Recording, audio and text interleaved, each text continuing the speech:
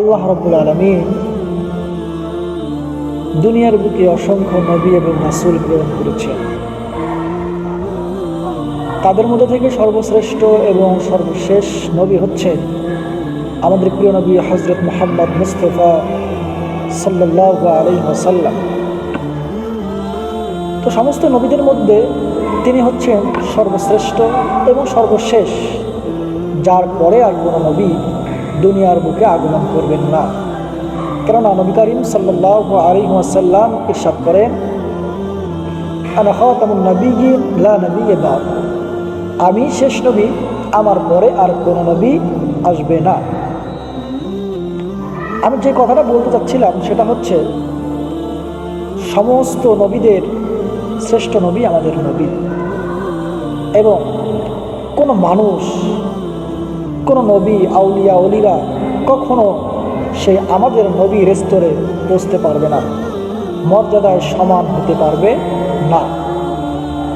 এমনকি আমাদের মতন যারা সাধারণ মানুষ কিংবা যারা পীর আউলিয়া ওলিরা, এনারাও কখনো সাহাবীদের মর্যাদায় পৌঁছতে পারবে না।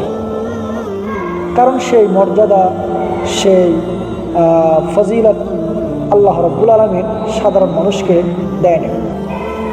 কিন্তু এমন একজন ব্যক্তিকে আল্লাহ রাব্বুল আলামিন দুনিয়ার বুকে প্রেরণ করেছেন, এমন কিছু বান্দা আল্লাহ তাআলা দুনিয়ার বুকে প্রেরণ করেছিলেন যিনারা সাহাবী নন, কিন্তু সাহাবীরা তাদের কাছে গিয়ে দোয়া চাইছেন। একটা উপমা দিলে বুঝবেন। যেমন ওয়াজ করণী, আমরা সকলেই, এটা একটা বিখ্যাত প্রখ্যাত নাম, আমরা সকলেই জানি ওয়াজ করণী। আল্লাহ রাসূল সাল্লাল্লাহু আলাইহি ওয়াসাল্লাম আবু বকর এবং আলীকে ডাক দিলেন যে, আবু বকর, উমর, আমার পরে করণ দেশ থেকে একজন ব্যক্তি আসবে, তোমরা তার কাছে দোয়া চাইও। ইয়া রাসূলুল্লাহ, আমরা তার কাছে দোয়া চাবো? হ্যাঁ। কেন? তো বলছেন, সে আমার কাছে চিঠি প্রেরণ করেছিল, চিঠি পাঠিয়েছিল যে, ইয়া রাসূলুল্লাহ, আপনার সাথে আমার সাক্ষাৎ হওয়ার অনেক আকাঙ্ক্ষা, তামান্না, আশা, প্রত্যাশা, কিন্তু আমার মা অসুস্থ, আমি কিভাবে আপনার সাথে সাক্ষাৎ করতে পারি? আমার কি উচিত হবে আপনার সাথে সাক্ষাৎ করা, নাকি আমার মায়ের সেবা যত্ন করা? আল্লাহ রাসূল সাল্লাল্লাহু আলাইহি ওয়াসাল্লাম বলেছেন যে, তুমি তোমার মায়ের খেদমত করো। তো ওয়াজ করণী মায়ের খেদমত শুরু করে দেয়। এদিকে আল্লাহ প্রদত্ত বাণী রাসূলকে শুনিয়ে দেয় যে ওয়াজ করণী যে দোয়া করবে, সেই দোয়া আল্লাহ তাআলা মায়ের বদৌলতে, মায়ের খেদমত করার কারণে আল্লাহ তাআলা সেই দোয়া কবুল করে নেবেন, কখনো ফেরাই দিবেন না। তো সাহাবীরা দুজন বললেন, ইয়া রাসূলুল্লাহ, ঠিক আছে, আমরা তার কাছে দোয়া নেব।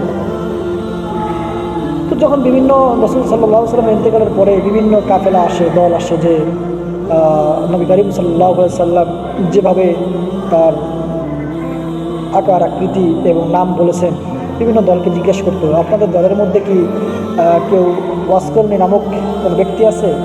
তো বলতো না। তো হঠাৎ একটা দল আসলো, আর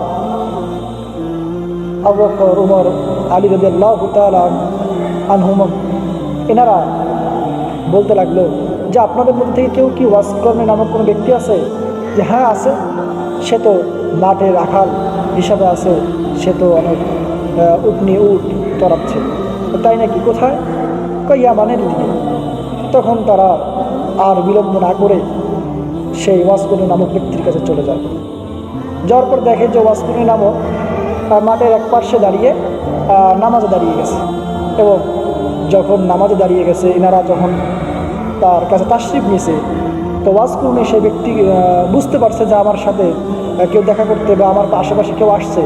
তখন তিনি নামাজকে একটু শর্টকাট করলেন, নামাজটা একটু সংক্ষিপ্ত করে তাদের কাছে সালাম করলেন, কথোপকথন হলো। এরপরে জিজ্ঞাসা করলো যে আপনি কি ওয়াজ করুন? হ্যাঁ আমি ওয়াজ করব। আমাদের জন্য একটু দোয়া করেন। যখনই বলছে যে হ্যাঁ আমাদের জন্য একটু দোয়া করেন, তো ওয়াজ করে তো চিনতে পারছেন যে একটু এনারা হচ্ছেন সেই বিখ্যাত সাহাবি, 4 খলিফাদের মধ্যে এনারা আমার কাছে দোয়া চায় বলতে অনেক একটা কান্না ভাব চলে আসছে, মানে কান্না শুরু করে দিছে যে আপনারা হচ্ছেন সাহাবি আর আপনারা আমার মতো একজন নগণ্য সাধারণ মানুষের কাছে দোয়া চাচ্ছেন। আপনাদের জান্নাতে যাওয়ার সার্টিফিকেট আপনারা পেয়ে গেছেন, আপনাদের জান্নাত সুনিশ্চিত, কিন্তু আপনারা আমার কাছে দোয়া চাচ্ছেন যে হ্যাঁ আমি আমরা আপনার কাছে দোয়া চাচ্ছি। তখন বললেন কেন? যে তুমি রসুল করিম সাল্লাল্লাহু আলাইহি ওয়াসাল্লামের কাছে একটা চিঠি প্রেরণ করেছিলে যে ইয়া আল্লাহ রসুল, আমি কি আপনার সাথে সাক্ষাৎ করব নাকি আমার মায়ের খেদমত করব? রসুল বলেছিলেন যে তুমি তোমার মায়ের সাথে কী করো? সাক্ষাৎ করো। তখন আল্লাহ রসুল সাল্লাল্লাহু আলাইহি ওয়াসাল্লামের বাণী শুনে তখন সাহাবীরা তার কাছে দোয়া নিতে আসছে। এখন ওয়াজ করে কান্না শুরু করে দিয়েছে। এখানে আমাদের একটা লক্ষণীয় বিষয় হচ্ছে যে সাহাবী কাকে বলে? সাহাবী হচ্ছে যারা ঈমান অবস্থায় রসুলকে দেখেছে এবং ঈমান অবস্থায় মৃত্যুবরণ করেছেন, তারাই হচ্ছেন সাহাবী বা রসুলের সাথী সঙ্গীরা। তো ওয়াজ করুনি সাহাবী হতে পারতেন, কিন্তু মা অসুস্থ থাকার কারণে, মায়ের খেদমত করার কারণে আর রসুলের সাথে তার সাক্ষাৎ হয়নি। এজন্য তার মনে একটা আকাঙ্ক্ষা ছিল, আশা প্রত্যাশা ছিল যে আমিও একদিন সাহাবী হব, রসুলের সাথে সাক্ষাৎ করব। কিন্তু দুর্ভাগ্যবশত রসুল করিম সাল্লাল্লাহু আলাইহি ওয়াসাল্লাম তো ইন্তেকাল করে গেলেন। তখন বলছে রসুল আমার কাছে আপনাদেরকে দোয়া নিতে বলছে। হ্যাঁ, কেন? মায়ের খেদমত করার কারণে। এখানে আরেকটা বিষয় আমরা যদি খেয়াল করি তাহলে বুঝতে পারবো যে কেউ যদি তাহাজ্জুদ গুজার হয়, আল্লাহ তাআলা তাদের কাছে সাহাবীদেরকে দোয়া নিতে বলে নাই। কেউ পাঞ্জিখানা নামাজি হোক, হজ করুক, জাকাত করুক, বা শরীয়তের যত বিধিবিধান হুকুম আহকাম আছে সেগুলো যদি যথাযথভাবে পালনও করে, তারপরেও আল্লাহ রাসূল সাল্লাল্লাহু আলাইহি ওয়াসাল্লাম সাহাবীদেরকে তার কাছ থেকে দোয়া নিতে বলে নাই, কিন্তু বলেছে এমন একজন ব্যক্তির কাছে, সেই ব্যক্তিতে বিখ্যাত হয়েছে একমাত্র মায়ের কারণে, মায়ের খেদমত করার কারণে। তাছাড়াও আল্লাহ তাআলা পবিত্র কালামুল্লাহ শরীফের মধ্যে বলেন ওয়াকাদা রাব্বুকা আল্লা তা'বুদু ইল্লা ইয়্যাহু ওয়া বিল ওয়ালিদাইনি ইহসানা। এখানে বুঝতে হবে আল্লাহ তাআলা আমাদেরকে এমন একটা জিনিস শিক্ষা দিয়েছেন, যে শিক্ষাটা হচ্ছে যে তোমরা আমি রব ব্যতীত কারো ইবাদত করিও না, কোনো ইলাহ মানিও না। এরপরেই বলছেন তোমরা তোমার পিতামাতার সাথে ওয়া বিল ওয়ালিদাইনি ইহসানা, তোমরা তোমার পিতামাতার সাথে সৎ আচরণ করো, সৎ ব্যবহার করো। এখানেও একটা বুঝতে হবে আল্লাহর ইবাদতের পরে পিতামাতার কথা বলছেন, অতএব বোঝা যাচ্ছে এখানে পিতামাতার সাথে সৎ আচরণ করাটা একান্ত জরুরি। যার কারণে ওয়াস কুরনি নামক যে ব্যক্তিকে আল্লাহ তাআলার হুকুমে নবী করিম সাল্লাল্লাহু আলাইহি ওয়াসাল্লামের মাধ্যমে সাহাবীদেরকে জিজ্ঞাসা করেছিলেন যে ও সাহাবীরা, ওয়াকরনি নামক স্থান থেকে একজন ব্যক্তি আসবে, সেই ব্যক্তির কাছ থেকে তোমরা দোয়া নিবা।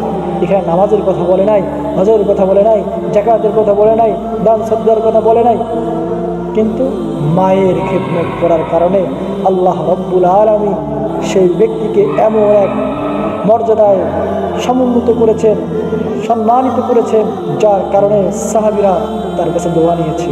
এজন্য ভাই আসুন আমরা যারা এখনও আমাদের পিতামাতা জীবিত আছে তাদের সাথে একটু সৎ আচরণ করি, সুন্দর ব্যবহার করি, নতুবা আমরা জান্নাতে বসতে পারবো না, নতুবা আমরা সফল কাম হতে পারবো না, কামিয়াব হতে পারবো না। আল্লাহ তাআলা আমাদের সকলকে তৌফিক দান করুক। সকলে বলে আল্লাহুম্মা আমিন।